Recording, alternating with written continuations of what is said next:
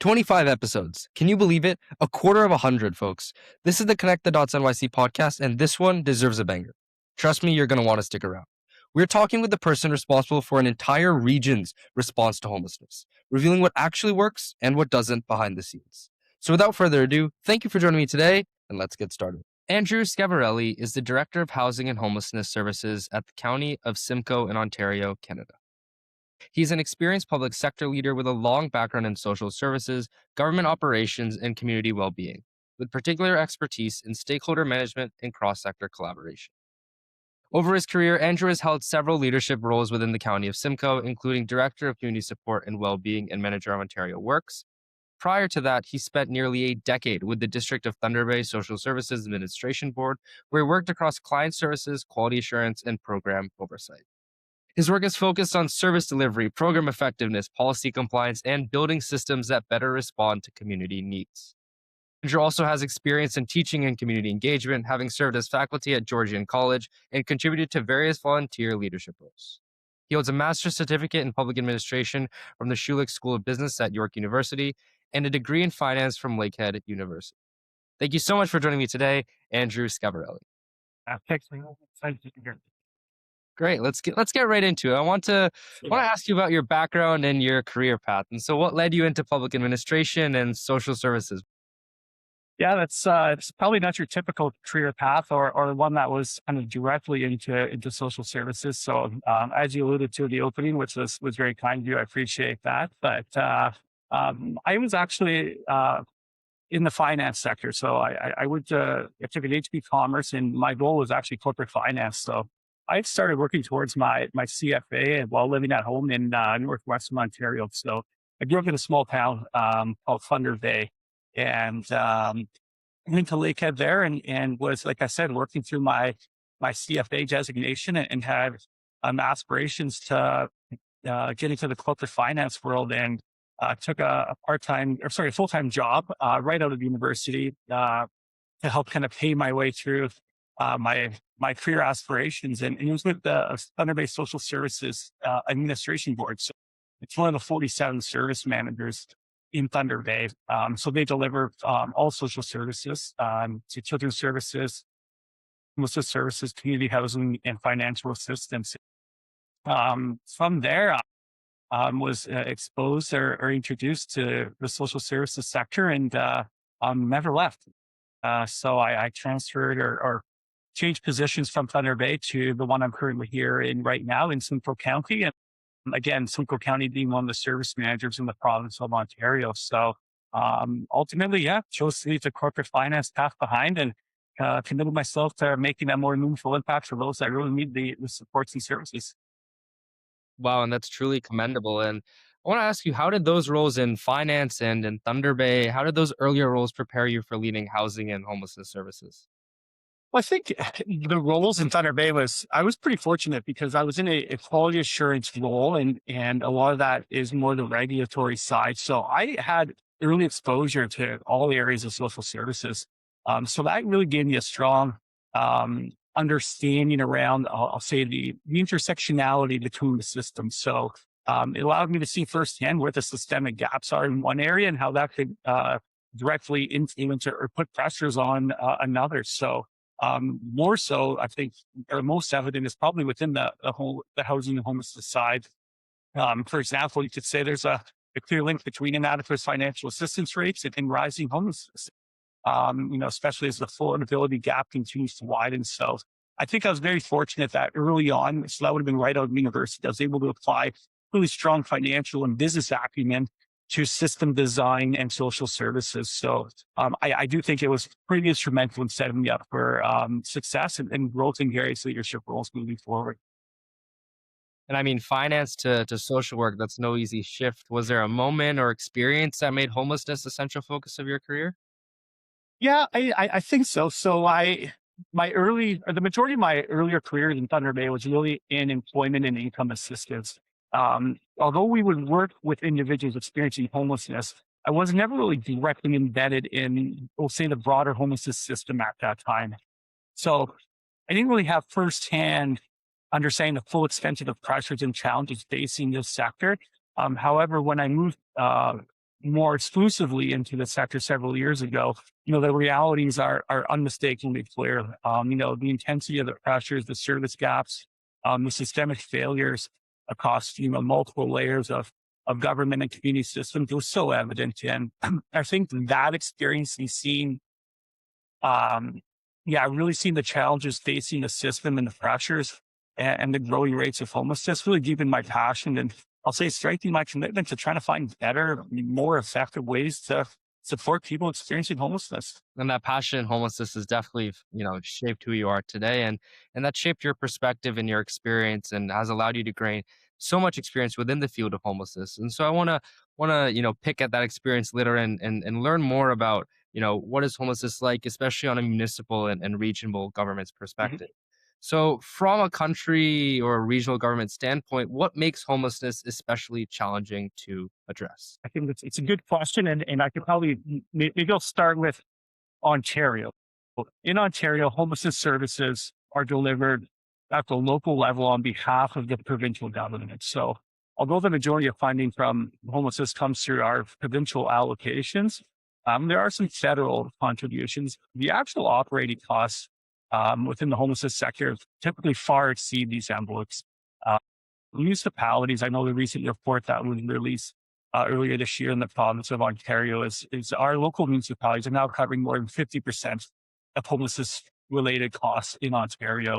Where tax base is structured here is municipal revenue is heavily reliant on property taxes.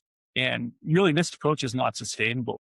Local tax bases were never designed to fund complex human services systems, such as homelessness, and homelessness being one that's really experiencing rapidly growing pressures. So I think, probably the what makes it the most challenging is probably the fact that um, you do need alignment from local municipalities regarding um, the placement of where we fund certain programs, where the supports are located.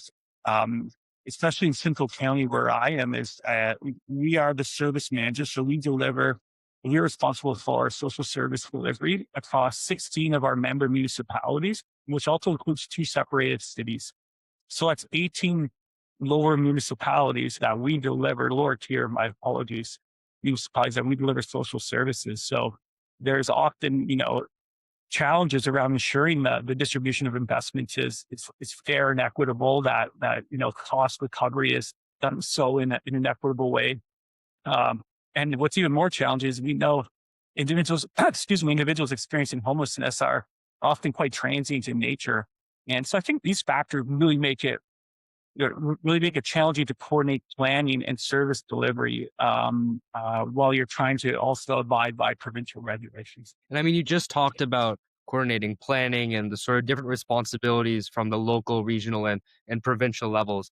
I was wondering if you could elaborate a little bit more on how those responsibilities differ between those levels of government. Yeah, that's another great question. And I think Ontario's approach is really unique. So in Ontario, we're actually the only province in Canada where homelessness services are delivered directly at the local level, although funded through allocations are downloaded from the provincial government. So all other provinces within Canada, social services are delivered by the province.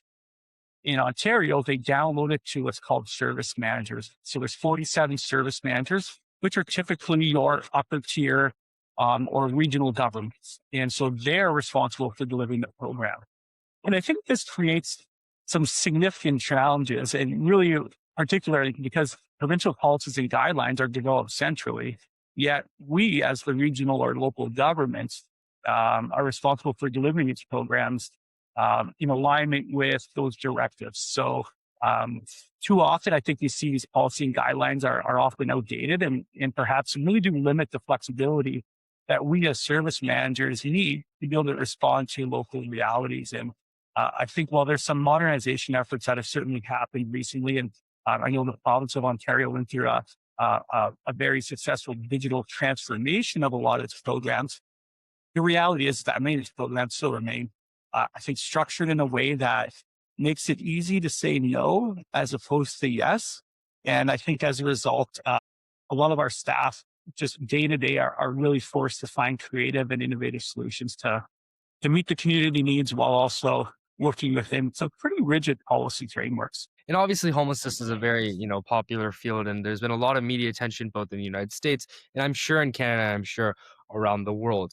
However, one of the main issues that exists within this sort of media narrative that is surrounding homelessness is that people don't always know what they don't know what they don't know, to be frank. And when reading, newspapers or watching articles, they come up with their own sort of assumptions about how to deal homelessness and whether or not it's easy. And so, what are some of these constraints that people often underestimate when thinking about specifically government-led solutions? Yeah, I think that's something we certainly deal with on a daily basis. And it's one thing to educate, but it's another thing to know really system design. And often what you see on the surface is far more complicated and complex from a systems perspective. And I can probably start by saying if there was a single or simple solution, we probably would not be having this conversation this evening. And in addition to that, I think it's also important to note that, there is no one agency or one level of government that's able to solve the challenges that we're seeing. And it really does take a whole community approach. With that said, I think something that people might underestimate or not know in terms of kind of government led programs and services is that probably one of the biggest barriers we see is there really is a lack of a single access point or call it a unified application process. So individuals are often required to repeatedly tell their stories and perhaps provide the same documentation for every provincial or federal program that they attempt to access. And whether that's income assistance, employment supports, childcare, social housing, homelessness supports. So I think there's considerable red tape that exists across these systems. And I think meaningful integration between programs is, I don't want to be too critical. I might get in trouble for this, but it's virtually non-existent. And I think, while streamlining and modernization efforts would help, I think the most pressing constraint remains insufficient funding and investments. And I think it's easy for individuals not working within the space to see a number of a dollar figure tied to investments and assume that that's enough. But I could tell you, as a local service manager, we are consistently forced to reallocate dollars within our fixed funding envelopes that leave little to no room to respond to, our growing and increasing complex community needs. So I think those are the items or the pieces that are probably most underestimated or not known from the general public. Yeah, that's definitely consistent along, many people I've interviewed. A couple episodes ago, I interviewed someone by the name of Michael Shore in Arizona who discussed not only the scare, but also the reality of the funding cuts that exist surrounding homelessness in America. And last episode, I interviewed someone by the name of Julia Wagner, who discussed a very similar idea to what you had said, which is that these individuals will go out of a desire to, come out of their, unfortunate circumstances, and they're going from place A to place B to place C to place D, and they're retelling the same thing over and over again. And I mean, once you have to do that X amount of times, it gets really, really tiring, especially when that story itself carries so much weight. And you spend more time retelling the story than, frankly, getting the help that one needs and that one would wish for. Now, I want to make a ever so slight shift and focus a little bit more on Simcoe County where you reside and really dive deep into the homelessness that exists there. And so I'll start off with what are the biggest drivers of homelessness in regions like Simcoe? Yeah, I don't think there's just one, but I think a consistent one here in Simcoe County, and I'm sure is kind of at the forefront of a lot of the biggest drivers, both across Canada and within the United States is affordability challenges. And particularly, I think what we're seeing here is inadequate social assistance rates. I know I touched on it briefly, and I'll probably touch on it again throughout our conversation, but inadequate social assistance rates remain really a major driver of homelessness. In addition to that, I think we see issues such as mental health and addictions.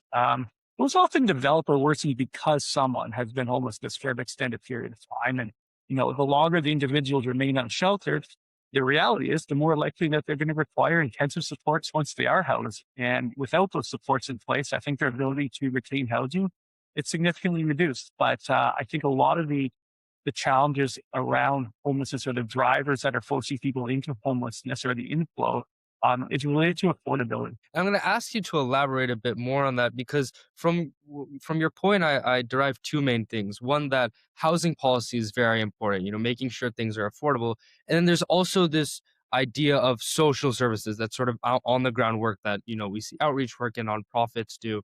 How does housing policy and social services intersect in practice in regions like Simcoe County?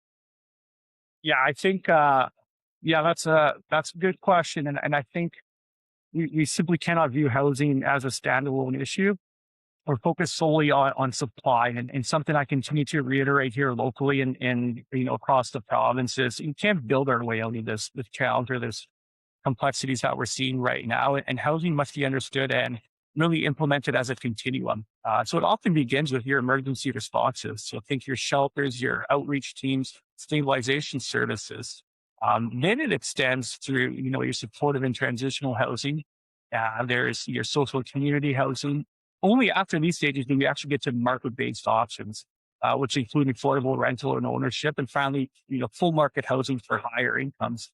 And I think that's the piece that's often missed is we talk about we need to build more homes, everything to supply, but it's the type of homes. And I think by treating housing as a continuum, right from your emergency responses within the shelters, can we then align each housing type with appropriate income levels from the level of government involvement at each stage? And I think this approach really does support the development of an effective local housing program. I think strategies that really do respond to real community needs. And it's not just simply let's build more housing stock. It's the type of stock, the supportive housing, the deeply affordable housing that I think are so crucial. Yeah, this has been definitely a common theme throughout the podcast that right now the homelessness sector is almost like it's an emergency department. A lot of our funds and our efforts are directed towards shelters or drop-in centers or places that are for the people who are already within homelessness, who are already unhoused, who are already in those quasi dire straits. However, what we need to focus slightly more on, and correct me if I'm wrong, is the sort of more preventative measures, trying to create options in the market, like you had mentioned, such as affordable or supportive housing, where people who haven't fully fallen into homelessness yet or are on the brink of it, we can bring them back up. We can save them from having to go to the emergency room.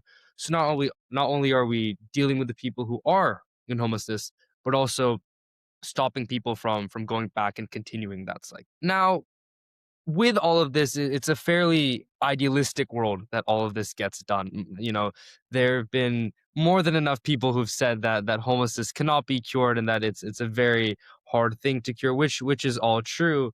However, given your ideal world, what does an effective homelessness response system look like on the ground? Effective homelessness response system. So I think a strong response system needs to recognize that not everyone experiences homelessness in the same way. And I think many groups, including our indigenous peoples, our racialized communities, I think about seniors, youth, in Simcoe County, we have a growing newcomer population. Think about our LGBTQ plus residents. They face unique barriers, and the reality is they're disproportionately represented amongst those experiencing homelessness. So, in Simcoe County, actually, timing of this interview is quite convenient because we just recently released our 10-year affordable housing and homelessness prevention blueprint. And we built it around three core pillars, and that's being supply, people, and service system management. So supply is around the building, the preserving, and the incentivizing of affordable housing, going back to our need for appropriate affordable housing development and deeply subsidizing deeply affordable supportive units. The second pillar that I think is crucial and one that we outline in our blueprint is people.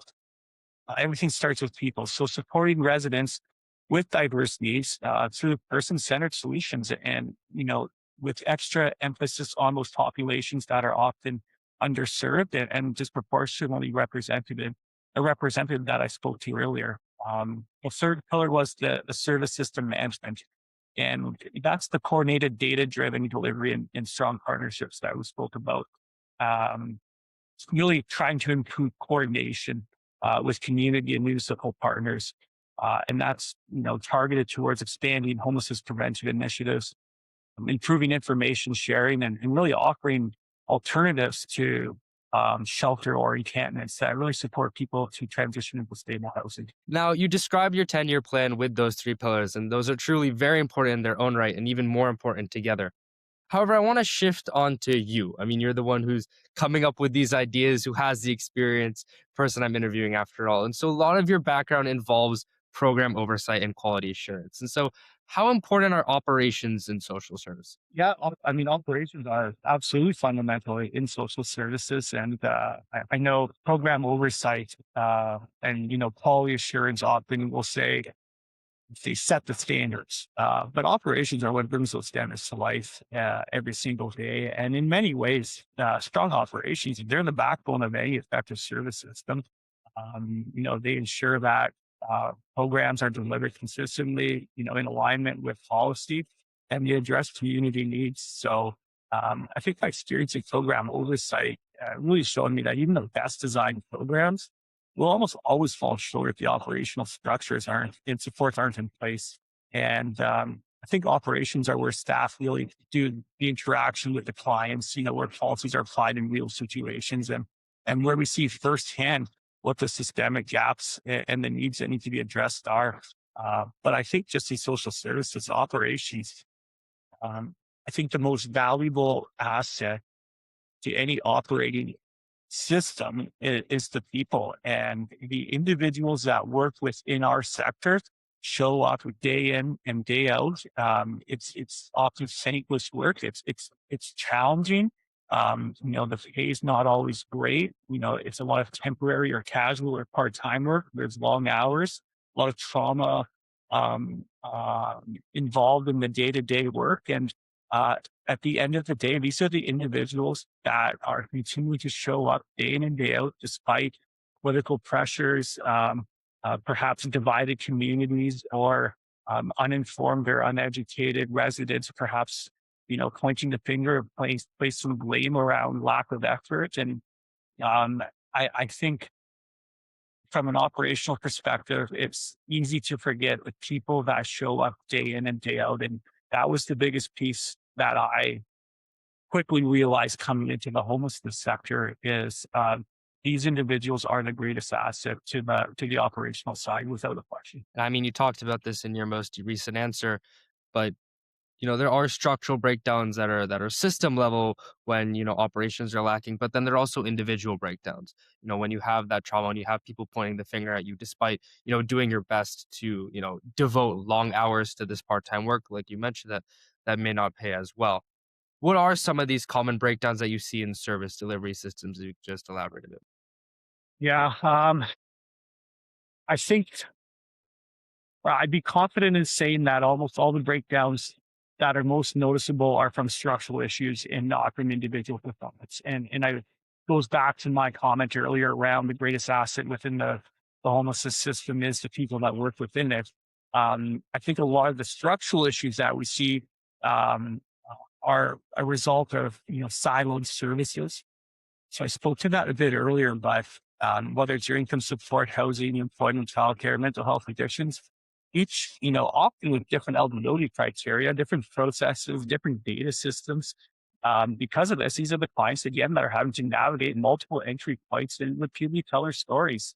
The rigid policies that I spoke to earlier, they often don't reflect local realities or even, modernized realities. A lot of these policies were created and adopted years ago with very minor amendments since then. The one piece that I think really impacts staff the most is insufficient and I'll say unstable funding or more short-term funding commitments. So typically we get 1-year commitments across all of our program areas. And that means staff are forced to, like I said, reallocate limited resources. And I think inadequate funding leads to um, um, caseloads and that are growing, burnout and turnover. And I think it really does disrupt the value of the service that they can provide to the individuals that need it.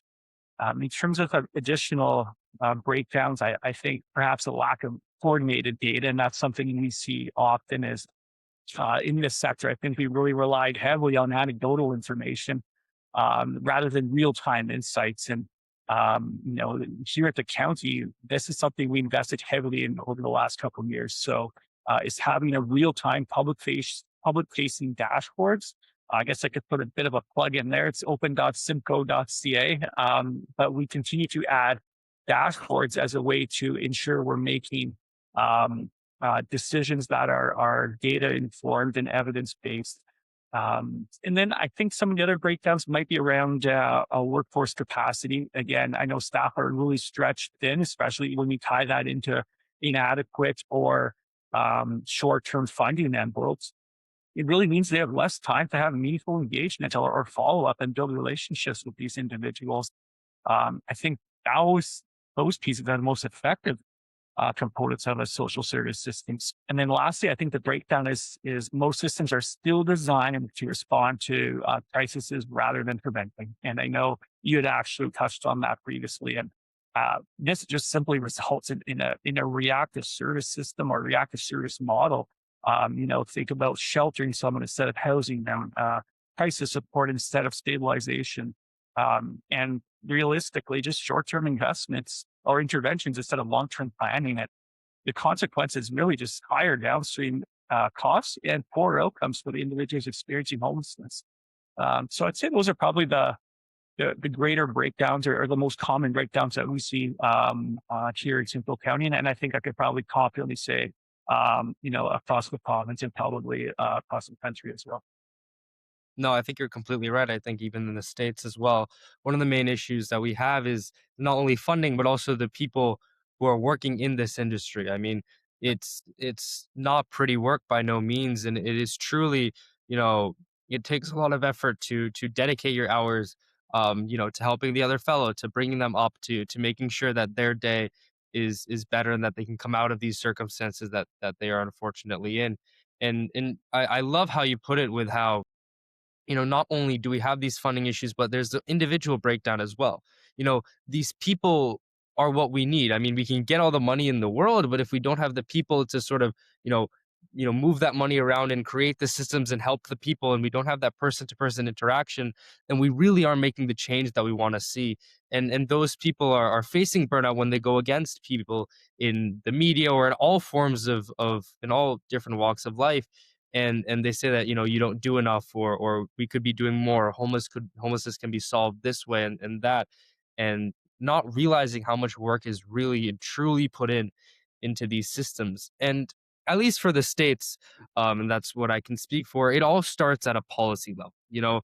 Our government is what assigns the funding that we are able to use and that each nonprofit is able to use towards homelessness. And these policy requirements are, I mean, you obviously have to, balance out many different things, and homelessness is only one of them. However, homelessness is an important one that, at least in the States, we're striving to make a higher percentage of those funding cuts. How do you balance policy requirements with real human needs, with that desire to, have good policy and not just prioritize homelessness and dedicate 100% of funds to that, but also realize the fact that these are people who need help, and these are people who are facing burnout, whether they're workers, whether they're people who are actually unhoused. I'm actually glad you asked that because I was actually going to go down that in one of my last responses when I spoke around breakdowns and rigid policies. And this is something we do on a daily basis. And you don't just do it within the homelessness sector, you do it across many government funded programs that have, pretty rigid policy requirements. And I can say the ability to balance, real human needs is so important, yet it's probably the most challenging piece or aspect of any social service program. And I think it's essential to remember that policy provides the framework, but the people provide the purpose. And that's something we continue to try and instill across our respective teams, and trying to approach policy through a people-centered lens, working within the boundaries we have.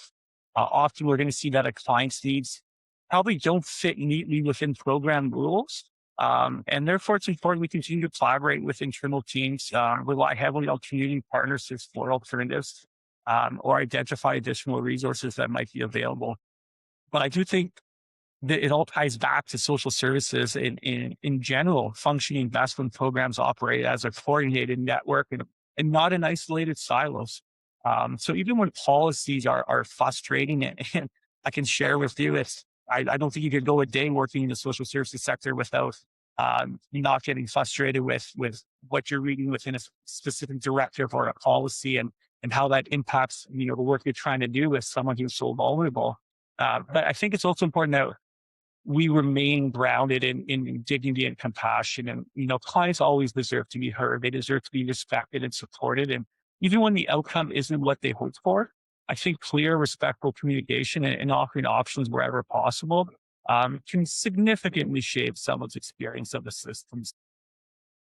In the end, I think no one that works in social services ever wants to tell someone, let alone someone in a vulnerable position, so, and I think it really just comes down to balancing policy and human need through being creative, collaboration and empathy. And I think that's, yeah, I think that's something that we continue to deal with on a daily basis, but also some of the pieces that we try and instill across our teams. Yeah, policy provides the money, but the people provide the purpose. I mean, that beautifully put.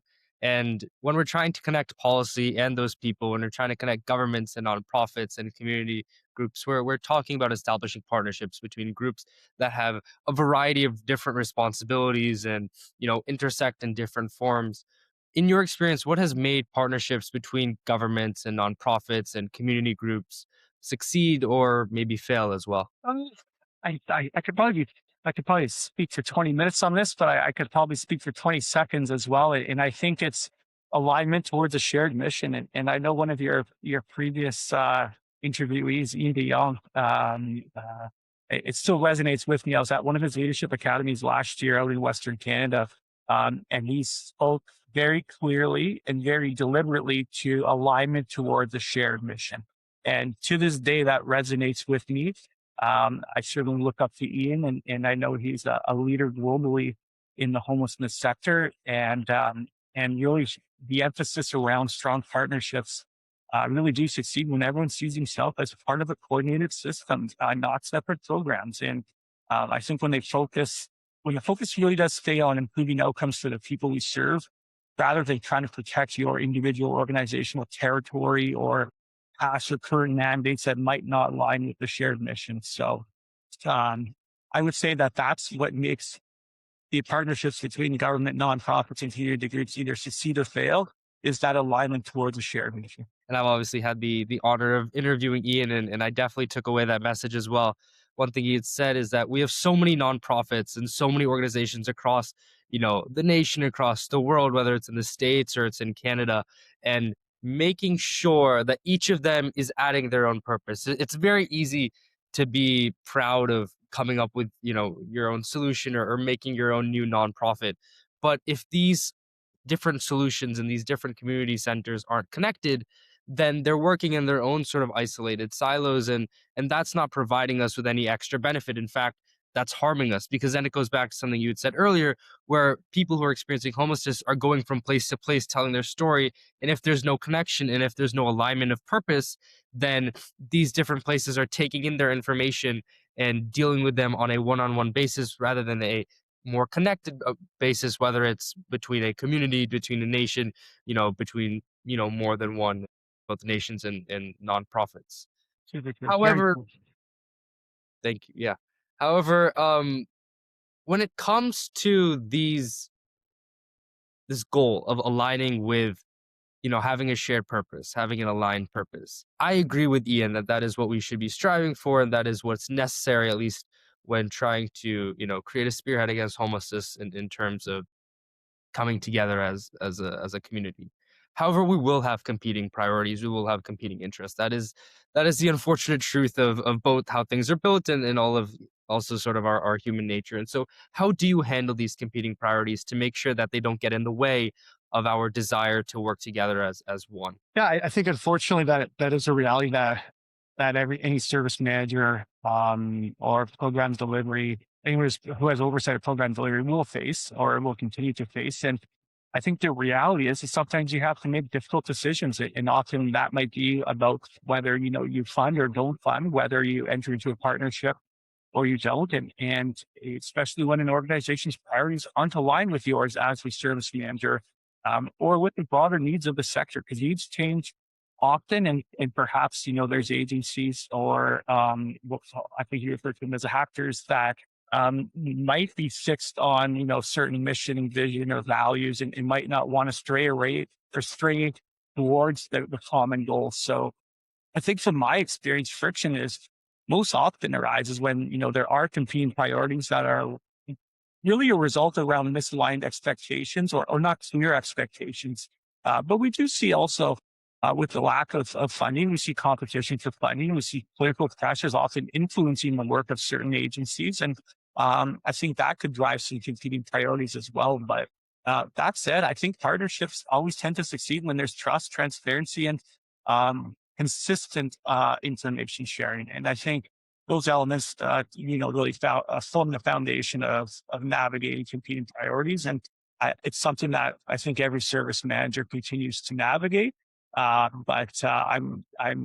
can speak very confidently that we're very fortunate here in Simcoe County. We have such a dedicated and aligned group of community partners and agencies, and we have a commitment to maintain strong and effective collaboration. And so we're pretty fortunate here in Simcoe County, but I know that's not necessarily the case everywhere. Yeah, I mean, I can only speak for the states, but when it comes to political will, I'll put it as we're not the best in terms of pushing towards homelessness. Um, But even when there is political will, I mean, we've seen multiple examples where long-term progress on homelessness is often slow. I mean, when you have things going your way, just in general, this feels like a really large iceberg that we're trying to push. That, no matter what we do, even if everything somehow aligns, it's still a very, very slow pace. From your experience, why do you think that is? Well, in terms of the progress or the pace of progress on homelessness, I think it really comes down to the question: are we actually working to end homelessness, or are we simply addressing a homelessness issue? So that issue being encampments, visible, unsheltered homelessness. Um, I think we also need to understand the contributing factors of homelessness. I know I spoke to this earlier, but those factors have to align with our homelessness reduction efforts if we're going to see progress. So when we think about shelter outflow, we can go ahead and have a lot of successful housing outcomes, create outflow out of the shelter system. But if we don't control the inflow going into homelessness, which often are factors that are out of our control, I think that's where you're seeing slow progress in terms of solving homelessness. And then you just add in the other factors that we spoke to earlier. I know we were both talking about financial assistance rates. We talked about housing affordability, overall housing supply, access to primary care, the availability and accessibility of mental health and addiction services. So I think a lot of the progress is derived from the ability for these systems to work in coordination. And it becomes significantly harder to achieve meaningful progress when, any single one of these contributing factors is not working at the same pace that the other ones are. Yeah, I mean, one of the main takeaways from your answer is that there's a lot. There's a lot of policy changes that need to be made. There's a lot of things that need to be done. There are a lot of terms that need to be defined, and there's a goal that needs to be defined. Are we trying to end it? Are we trying to mitigate it? And the other examples that you gave. I'm gonna spin in maybe a slightly hard question, but out of these sort of this myriad of things that we could pick to solve and these different goals, what's one policy shift? If you could have one policy change, what would it be that you think would make the most meaningful change in our fight against homelessness? If you were joking, if you're really going to give me a hard question here. I think there's a few, but because you asked for one, coming from the social assistance or the financial assistance world previously, and knowing that affordability is driving a lot of the complexities we're seeing now, I would have to say that, yeah, the one policy shift that could probably bring meaningful outcomes would be increasing and modernizing income supports. And I think that would significantly reduce, inflow into homelessness. And you can look at that as more of a preventative measure.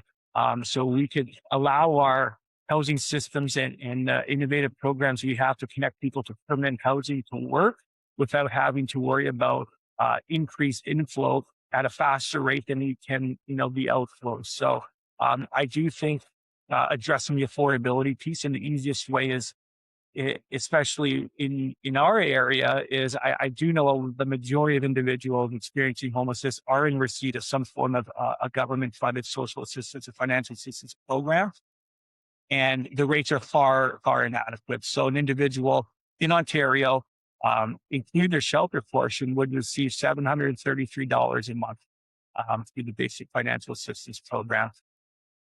I don't think I need to ask you. I don't think anywhere you go in North America you could find a place to live, let alone your basic needs, your food and everything else for $733 a month. So until the income support program is modernized and rates are increased to a level that addresses the affordability element, I think that's the policy shift that would probably bring the greatest meaningful change and outcomes in addressing homelessness. Wow, $733 a month. That is no joke. I mean, that's less than $25 a day to spend on I mean, forget like housing, but like your basic needs, like you were saying, groceries and you know, a water and electricity bill if you're staying someplace, and all of these things that we seem to take for granted that, without a sustainable income are very, very hard to provide for.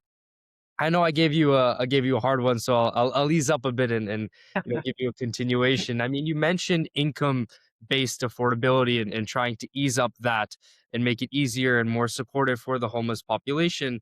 And that in combination to other things have you said comes down to one main thing, which is prevention. And we've talked a lot about the difference between prevention and sort of crisis response or the sort of emergency room that's become the homeless industry. I was wondering if you could characterize that a bit and specifically what role does prevention play compared to crisis response? Why is it better? And why is it something that we should look forward to? It's interesting. I was actually just having this conversation with a colleague of mine earlier today, and I think we were both on the same page that I think we do need to have that shift around prevention as opposed to crisis response. And we often see the term crisis used, and I would never argue that we're not in a crisis. And but we're also now seeing various municipalities declaring states of emergency on homelessness, on encampments, and therefore, I think prevention plays an equally, if not even more important role than in crisis response when it comes to solving homelessness. And the reason I say that is because crisis response is essential because it keeps people safe in the moment, but it doesn't reduce the overall number of people entering homelessness. And I think that's something that we often overlook. And in prevention, on the other hand, it really focuses on stopping homelessness before it happens by stabilizing people on streets. So I think effective prevention work, whether it's eviction prevention, added income supports or enhanced income supports, really does reduce that inflow into the system, and it shortens people's times experiencing homelessness. So I think it's a significantly more cost effective than a long term emergency response, because we're not really moving the needle when we're simply applying resources, whether it's financial staffing at immediate crises, as opposed to planning for longer term prevention measures, and that's going to lead to actually solving homelessness and not just addressing the immediate need. And I think that's one of the biggest misconceptions that people have, especially in the states, that sort of this picture of us building shelters and all of these different centers and nonprofits, that's us solving homelessness. Right. And when really that's us, sort of stopping and trying to help people who are already unhoused and bring them back to sort of a more sustainable way of life, rather than what we're trying to strive for, which is what you were saying, something slightly more preventative. And that's where these policies and these strives for more funding are coming from, not because everything else is useless. By no means is it.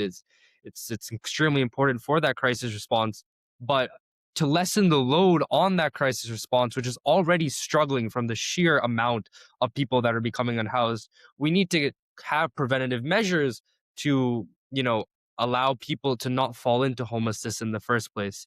And this leads neatly into one of the questions that I try to ask to most of my guests, whether or not their experiences in the media. One of the main things that we see when it concerns of, concerning the media narrative about homelessness is that, it's big flashy, pictures and numbers about, people, whether it's in Washington DC a couple months ago, or wherever you may choose, being unhoused, and this sort of like disjointness between different nonprofits wanting different things. And one thing, someone named Mark Horvath, who runs the Invisible Peoples podcast, has been vying for a lot, is a reframe in media narrative. And so I want to ask you, what are some issues that you've seen in, the media narrative about homelessness, and how do you think they could be addressed, whether or not your experiences within the field? Yeah,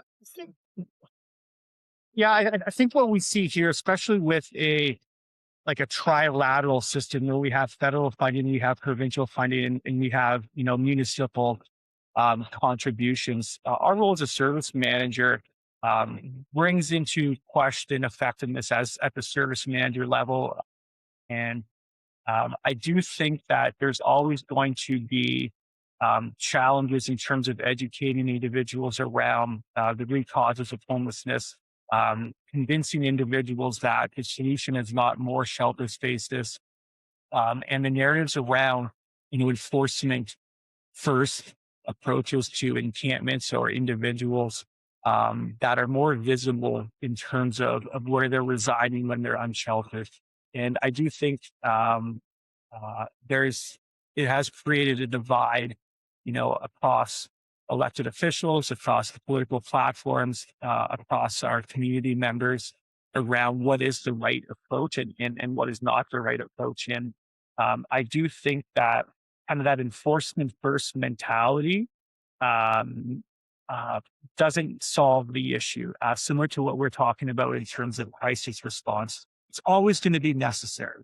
But prevention is what ultimately changes the trajectory. So the ability to try and lobby politically and build advocates to pressure our funders and our various levels of government to address the root causes around what's driving people into homelessness, as opposed to looking exclusively at the crisis per se at any given time, being those that are unsheltered or those that are in encampments. Because you need the prevention mechanisms to, we'll say, turn that tap off, that inflow into homelessness, if you're going to have any successes, at having your systems work alongside your crisis response. So I do think it's balancing the narrative, and we know there's always going to be political pressure. And I don't like the term finger pointing, but there's criticisms that happen around who's doing what? Are you doing enough? Are you taking the right approach?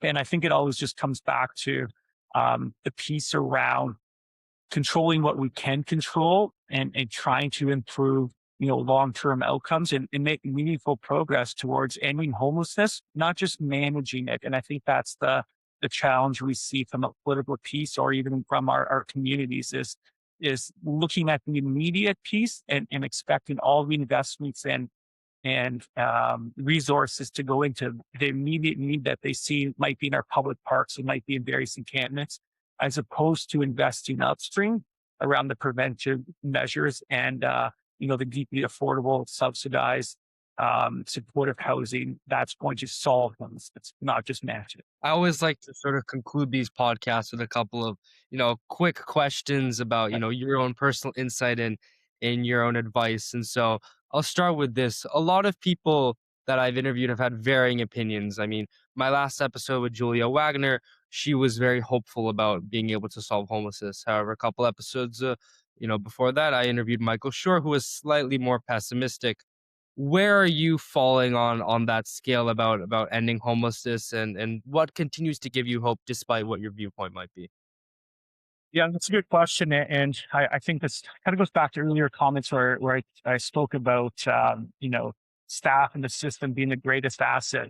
The fact that these individuals continue to show up day in and day out as um, regional government employees and as service managers, um, that's what drives us to show up each day, is knowing that we have a dedicated staff who, are facing are probably outnumbered in terms of the individuals entering homelessness, the lack of funding. They're stretched in, their caseloads are increasing. They have every reason to not be optimistic or to not be hopeful and not show up, but they don't. And I think I will say this with the utmost confidence.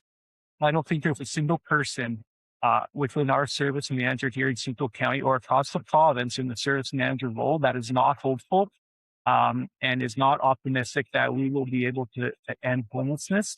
With that said, it's not just up to the regional governments. It does take that whole community approach, and that is, all levels of government. That's all agencies, and those are our communities as well. So the whole community um, doesn't dismiss individuals that sometimes it's often easier and might not be the best term for me to use, but sit on the sidelines and kind of throw grenades at the situation instead of rolling up their sleeve and being part of the situation or part of the solution. And that's something we often share, uh, internally more so, but it does give me optimism. And I do know that having the dedicated staff, that's what kind of relit my passion in social services coming into the homelessness sector is knowing that there's a lot of inputs and a lot of challenges and factors that got us to where we are.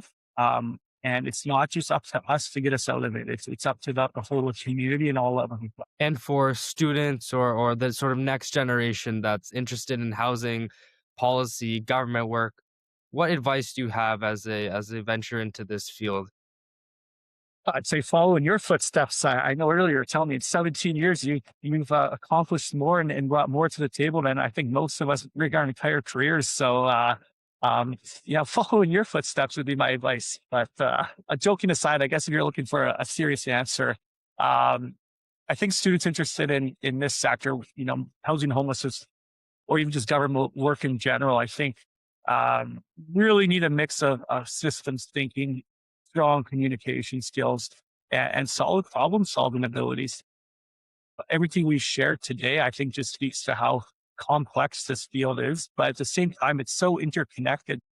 Being able to understand how different programs and policies influence one another is absolutely essential.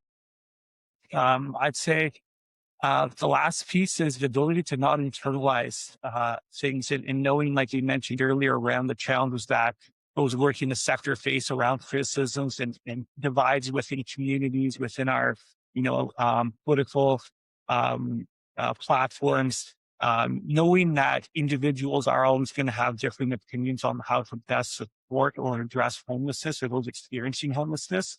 The criticisms are often a result of system failures and historical past failures, rigid policies, lack of underinvestment. It has nothing to do, and they're often not targeting you as an individual working in this field. Because, like I said before, I will gladly and happily go on record day in and day out to remind individuals that these people showing up day in and day out in the homelessness sector are without a doubt the greatest asset to this sector. Ending homelessness, not managing it. That's one of the main takeaways from this episode, focusing on preventative measures and making sure that these policy efforts are focused on ending homelessness and not managing it. Thank you so much for joining me today, Andrew Scavarelli. I really appreciated both your time and you sharing your experience. Thank you for having me. I really enjoyed the conversation and wish you all the best.